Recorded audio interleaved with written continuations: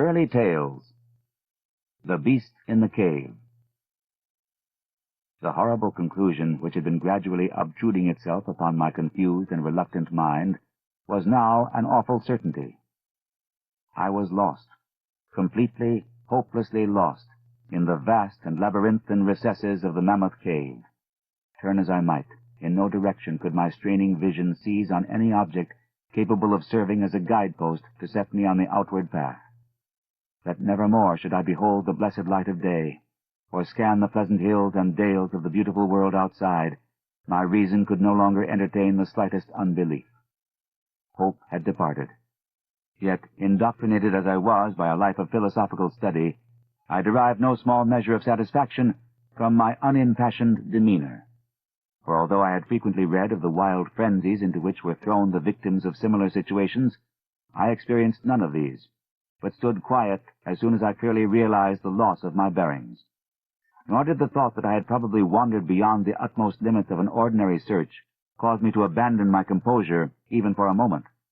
If I must die, I reflected, then was this terrible yet majestic cavern as welcome a sepulchre as that which any churchyard might afford, a conception which carried with it more of tranquillity than of despair. Starving would prove my ultimate fate. Of this I was certain. Some, I knew, had gone mad under circumstances such as these, but I felt that this end would not be mine. My disaster was the result of no fault save my own, since, unbeknown to the guide, I had separated myself from the regular party of sightseers, and wandering for over an hour in forbidden avenues of the cave, had found myself unable to retrace the devious windings which I had pursued since forsaking my companions. Already my torch had begun to expire. Soon I would be enveloped by the total and almost palpable blackness of the bowels of the earth. As I stood in the waning, unsteady light, I idly wondered over the exact circumstances of my coming end. I remembered the accounts which I had heard of the colony of consumptives, who, taking their residence in this gigantic grotto to find health from the apparently salubrious air of the underground world, with its steady, uniform temperature, pure air, and peaceful quiet, had found instead death in strange and ghastly form. I had seen the sad remains of their ill-made cottages as I passed them by with the party, and had wondered what unnatural influence a long sojourn in this immense and silent cavern would exert upon one as healthy and as vigorous as I. Now, I grimly told myself, my opportunity for settling this point had arrived, provided that want of food should not bring me too speedy a departure from this life. As the last fitful rays of my torch faded into obscurity, I resolved to leave no stone unturned, no possible means of escape neglected. So, summoning all the powers possessed by my lungs, I set up a series of loud shoutings, in the vain hope of attracting the attention of the guide by my clamor. Yet as I called, I believed in my heart that my cries were to no purpose, and that my voice, magnified and reflected by the numberless ramparts of the black maze about me, fell upon no ears save my own. All at once, however, my attention was fixed with a start, as I fancied that I heard the sound of soft approaching steps on the rocky floor of the cavern. Was my deliverance about to be accomplished so soon? Had then all my horrible apprehensions been for naught? And was the guide, having marked my unwarranted absence from the party, following my course, and seeking me out in this limestone labyrinth? Whilst these joyful queries arose in my brain, I was on the point of renewing my cries, in order that my discovery might come the sooner, when, in an instant, my delight was turned to horror as I listened. For my ever-acute ear, now sharpened in even greater degree by the complete silence of the cave, bore to my benumbed understanding the unexpected and dreadful knowledge that these footfalls were not like those of any mortal man. In the unearthly stillness of this subterranean region, the tread of the booted guide would have sounded like a series of sharp and incisive blows. These impacts were soft and stealthy, as of the padded paws of some feline. Besides, at times, when I listened carefully, I seemed to trace the falls of 4 instead of 2 feet.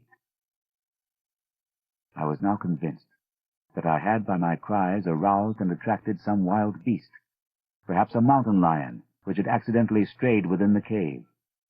Perhaps, I considered, the Almighty had chosen for me a swifter and more merciful death than that of hunger. Yet the instinct of self-preservation, never wholly dormant, was stirred in my breast, and though escape from the oncoming peril might but spare me for a sterner and more lingering end, I determined nevertheless to part with my life at as high a price as I could command. Strange as it may seem, my mind conceived of no intent on the part of the visitor save that of hostility. Accordingly, I became very quiet, in the hope that the unknown beast would, in the absence of a guiding sound, lose its direction as had I, and thus pass me by. But this hope was not destined for realization, for the strange footfalls steadily advanced, the animal evidently having obtained my scent, which, in an atmosphere so absolutely free from all distracting influences as is that of the cave, could doubtless be followed at great distance.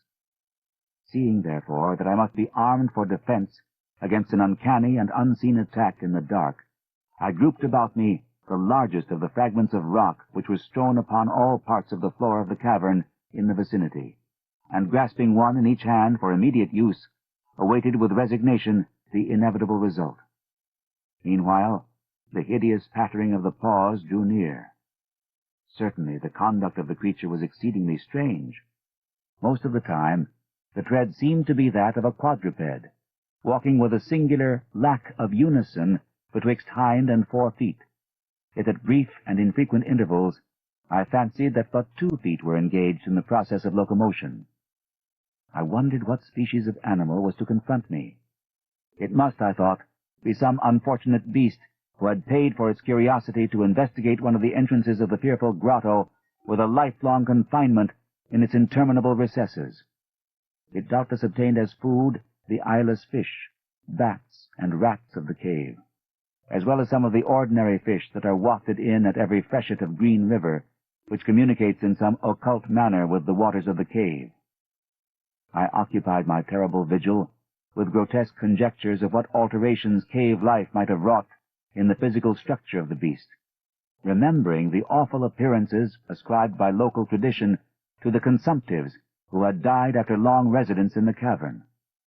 Then I remembered with a start that even should I succeed in killing my antagonist, I should never behold its form, as my torch had long since been extinct, and I was entirely unprovided with matches.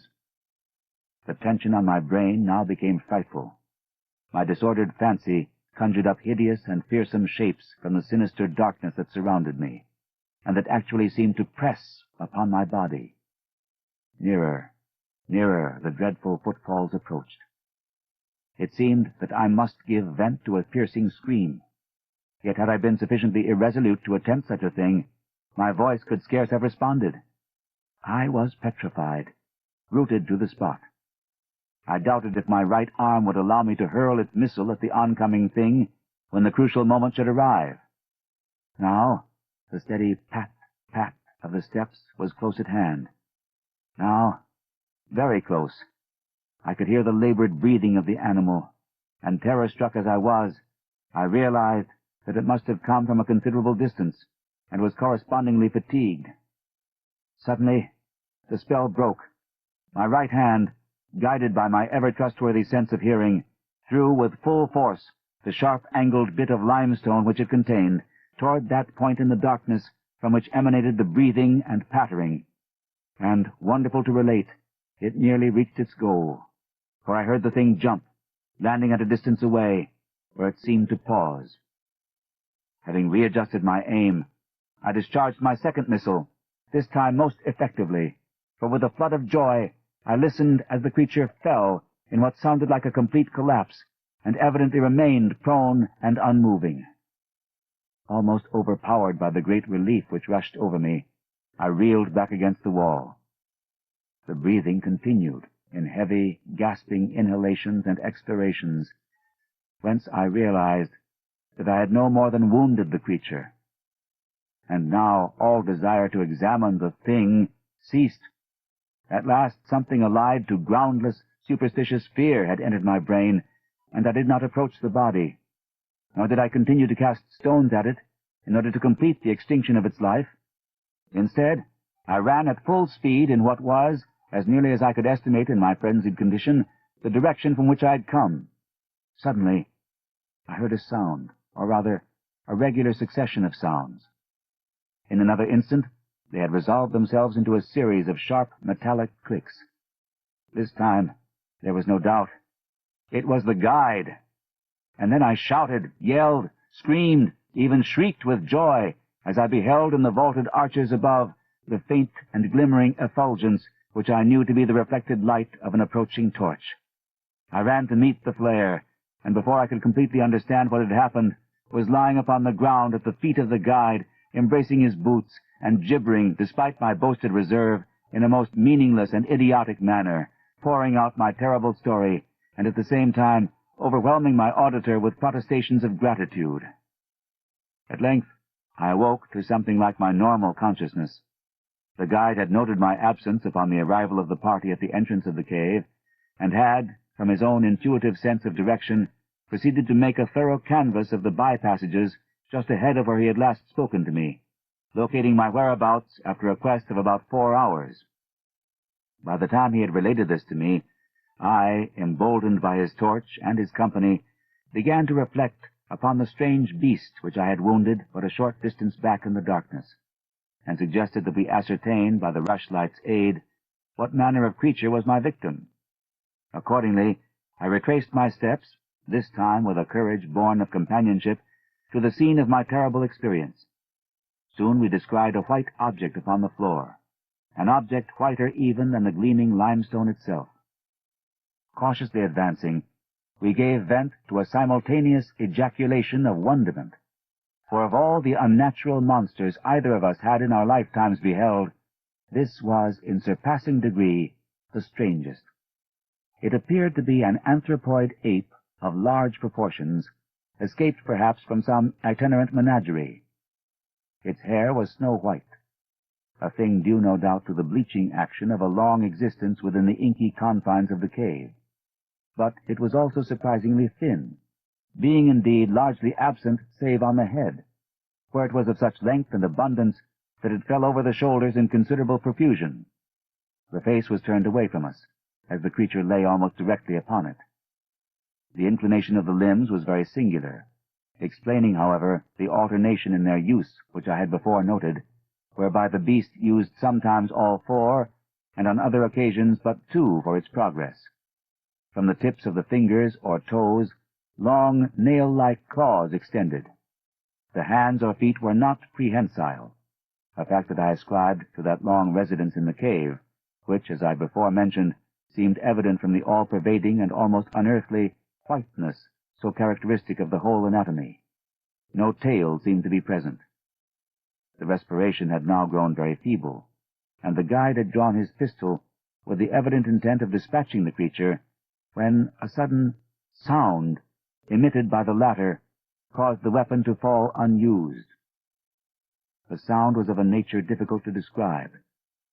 It was not like the normal note of any known species of simian, and I wondered if this unnatural quality were not the result of a long-continued and complete silence, broken by the sensations produced by the advent of the light, a thing which the beast could not have seen since its first entrance into the cave. The sound, which I might feebly attempt to classify as a kind of deep-toned chattering, was faintly continued. All at once, a fleeting spasm of energy seemed to pass through the frame of the beast. The paws went through a convulsive motion, and the limbs contracted. With a jerk, the white body rolled over, so that its face was turned in our direction. For a moment, I was so struck with horror at the eyes thus revealed, that I noted nothing else. They were black, those eyes, deep, jetty black, in hideous contrast to the snow-white hair and flesh. Like those of other cave denizens, they were deeply sunken in their orbits, and were entirely destitute of iris. As I looked more closely, I saw that they were set in a face less prognathous than that of the average ape, and infinitely more hairy. The nose was quite distinct. As we gazed upon the uncanny sight presented to our vision, the thick lips opened, and several sounds issued from them, after which the thing relaxed in death. The guide clutched my coat sleeve and trembled so violently that the light shook fitfully, casting weird, moving shadows on the walls about us. I made no motion, but stood rigidly still, my horrified eyes fixed upon the floor ahead. Then fear left, and wonder, awe, compassion, and reverence succeeded in its place, for the sounds uttered by the stricken figure that lay stretched out on the limestone had told us the awesome truth. The creature I had killed, the strange beast of the unfathomed cave, was, or had at one time been, a man.